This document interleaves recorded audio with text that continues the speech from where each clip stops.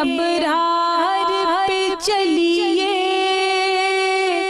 خار بھی گل بن جائیں گے۔ جی ناظرین کرام، اس وقت ہوا چاہتا ہے رسول اللہ صلی اللہ علیہ وآلہ وسلم کے ارشادات سے فیضیاب ہونے کا، اور سیگمنٹ کا نام ہے نور ارشادات نبوی صلی اللہ علیہ وآلہ وسلم۔ ہمارے ساتھ موجود ہوتی ہیں ہماری بہن تسنیم اختر۔ تسنیم، پروگرام میں ایک مرتبہ پھر آپ کا خیر مقدم ہے، بہت بہت شکریہ۔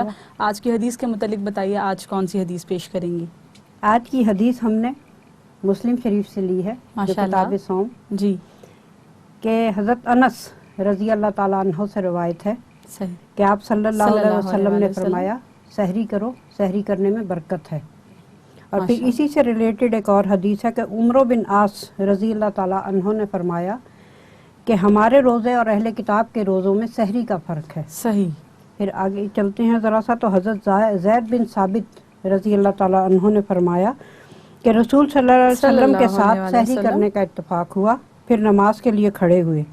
میں نے عرض کیا سحری کھانے میں اور نماز کے درمیان کتنا وقفہ ہے؟ جس پر آپ صلی اللہ علیہ وسلم نے جواب دیا کہ 50 آیات قرات ہو جائیں تو اتنا وقفہ ہے سحری کھانے میں اور نماز کے ادا کرنے میں۔